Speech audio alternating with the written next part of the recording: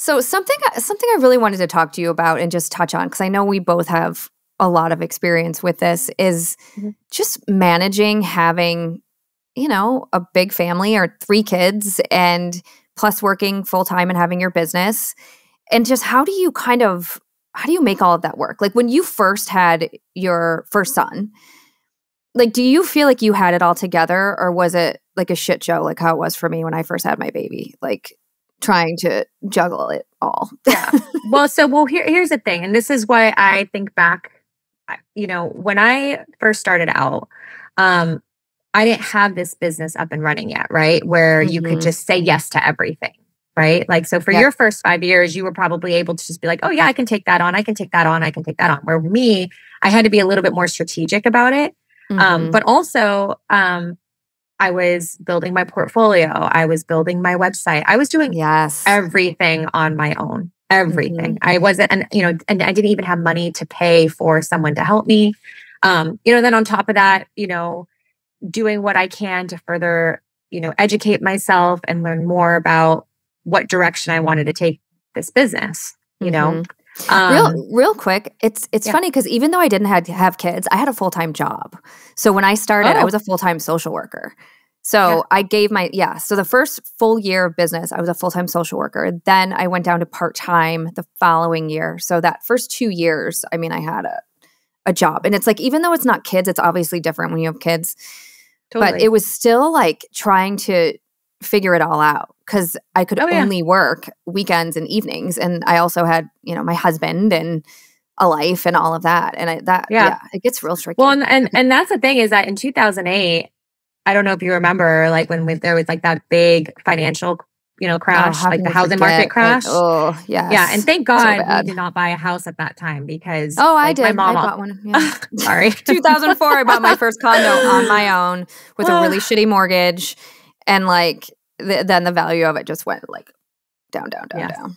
Yeah. So I And remember. so that's the thing is like my husband and I, he thankfully, he had his work and his work never got affected from That's that nice. financial standpoint. I have to Yeah. say, I mean, I feel like everyone's always into health and fitness to some degree, but he's also so good at what he does. So I think that helps.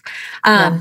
And then I was still working for this, that woman that I was working for at that event management company. She actually had peeled off and started her own company. And I kind of went with her. Well, I had already left, but then started back up with her. And then after I had my son, market crashed. I didn't have her to go back to. So I would say I went from having a 40-hour a week, or not really, I would say like more like 35 hours, because then I was working in a restaurant. Like Oh I've my done it God. all. Yeah. Yeah. I have such a story with all my work gigs like that I've done. It's funny, but I was working in the restaurant industry 3 nights a week at that point. And so in between, I worked like in the bar area of this restaurant. And so when it was like a little bit, downtime, like usually at the start of my shift, it was pretty low key because everyone like, majority of people worked over in like there was more people who would go and start their early dining over in the dining room, but then they would come over to the bar area where I worked. And then I'd have like my regular customers that would come in, but basically by like kind of in between, I'd sit and I would just make notes, like I'd get a piece of paper, I'd make notes, I'd put it in my, my little apron that had pockets, and then I would take those notes at home. I and still remember. I was a server too and bartender. Yes. Yes. Those were some fun times though. I have to say, it was so fun. And that's what I say. Yeah. And that's when I say, like, kind of going back to earlier in the conversation about like, I was already working weekends. So going into weddings was an easy transition because, I was already working weekends, Thursday, Friday, Saturday. So that wasn't an issue when I started working weddings, Friday, Saturday, Sunday kind of thing. And it's like almost like I would be with my, my one at the time, my only son at the time. I would be with him during the week while my husband was working. And then it's almost like, all right, Tag, you're it. Like now I'm off to work. So I think that is huge. Like having him being understanding of like, okay, like it's a Friday or Saturday night. Like we don't get to really hang out, but you get to hang out with your baby and bond and hang out with him, which he loved, So that was, I think, a big part of that part of like success at such an early stage, becoming a parent and, a new business. So yeah, definitely. So fast forward to having 3. Mhm. It seems like you have to have some sort of boundaries in place. Because like when I first had my son, and I thought I was going to be able to like work from home with him there and this and that, because by that time I was no longer a social worker. But I learned really quickly that that's not how it was going to go. Like boundaries needed to go in place really quickly. Like, are there certain boundaries that you really have to abide by in order to make it work?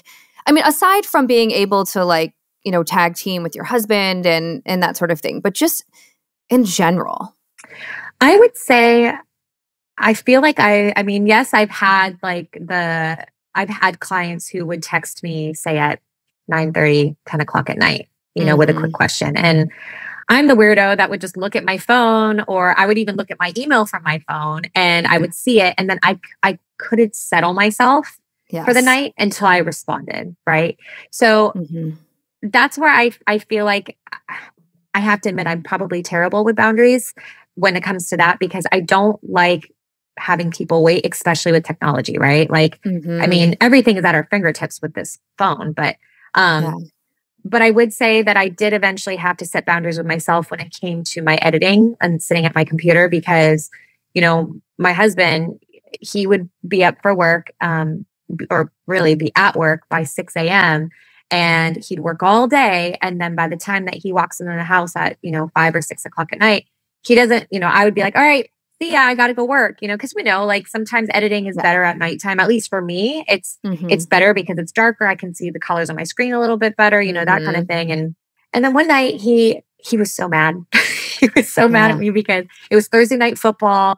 He comes inside. He's just so excited to like hang out with us and the kids and watch some football and eat dinner. And I'm, I run upstairs and he finally said something like, I get so excited to come in and see you guys, but then you just go upstairs and you go to work. And it's like, when am I ever going to get time to spend with you? And I remember, and actually when that happened, it was around this time of year when it's really busy and you're stressed because clients are just, request after request and needing things and, and they don't get it, like, plus you're also trying to make sure that you're treating every client like they're your, like they're a priority, and they don't, but with that, they don't realize that you've got a handful of other clients that you also are trying to make feel that same way. And I remember being really upset and frustrated and whatever. And I was like, you know what? I shut my computer down and I went downstairs and I remember crossing my arms and just had this like look on my face. Like I was just like, whatever, like, just pissed off. You don't understand. I have to get this done. Like totally. And this is after I've given there. warning after warning after warning, like, hey, like it's my busy season. Please be patient. Please be patient. Please be patient. But I remember that moment was kind of like the turning point for me because instantly my night had changed. Like my attitude had turned around. We had such a fun night. And I think actually subconsciously that's what I needed,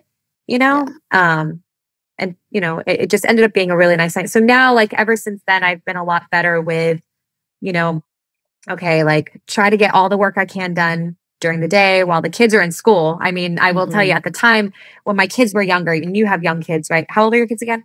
5 and 7. So kindergarten, second grade. Just started kindergarten, my youngest this year. So. Yes. Is there TK where you live?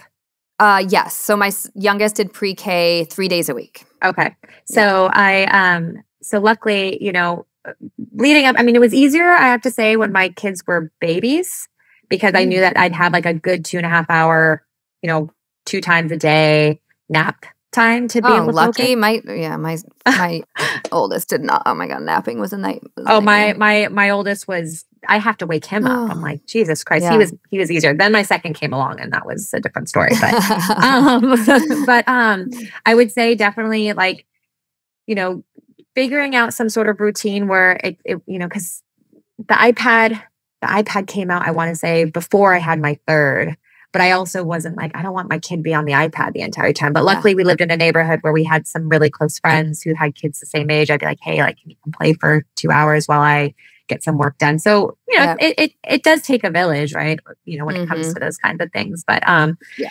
honestly, looking back, you asked me that question. I'm like, I really still sometimes don't even know how I did it, but I will say that, and all in all, I do owe it to my husband because he's the one that has honestly been my biggest supporter ever since the very beginning.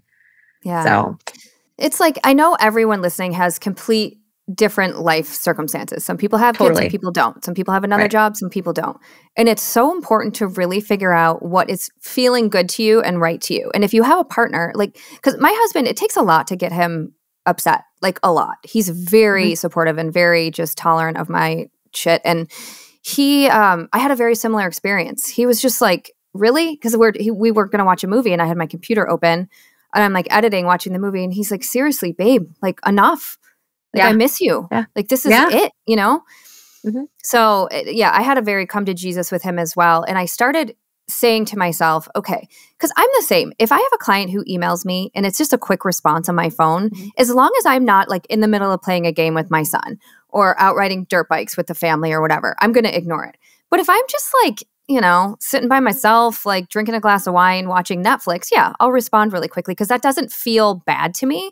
But when I have that sort of icky, like I feel like I'm being pulled in two different directions, that's my my, I don't know if radar is the right word, but if I'm feeling guilt with what I'm doing right now with work, that's when I know I need to stop and look at, am I breaking these like boundaries that I've created for myself? I'm always basing like, am I feeling icky right now and feeling like a shit mom or a bad wife or whatever, And if that's the case, then I have to like reevaluate. And that's also sometimes too, where if you just were to sit and just, like I have this little tiny notebook. It's like, it's the smallest notebook. And it's always at my desk and I'll sit there and I will use that to just jot whatever my thoughts are. Or also like, okay, these are the things that I need to prioritize and what I need to do. Because there's something about writing it on paper. Yes, I could type it in on my computer, or I can plug in my phone, but it's just not the same as far as me physically having to write it and see it in front of my eyes. That kind of helps, with organizing my brain. Yeah, for sure. But then also just, communicating. I mean, yes, that one night when my husband was upset about me just like going up to work and it's like, hello, like, can't you come hang out and give me some attention? That kind of thing. I think that, he, the fact that he communicated to me like how he was feeling also kind of helped with just resetting like my mindset when it came to like, okay, like this is how I need to start kind of running things a little bit better. And actually it was really funny. The roles have kind of reversed. Now it's me being like, I want my attention because he opened up a new, well, essentially the same business industry, but just now in like a bigger space. And we just opened up a little bit over a year ago. And, he is with clients hour by hour by hour, like with no break. And so he'll then have to come home and he'll have to respond to all these clients about, with what they need. And then I'm just like sitting there and in my mind, I'm thinking to myself, God, like you need a secretary, like you need to outsource this. Yes. Yeah. So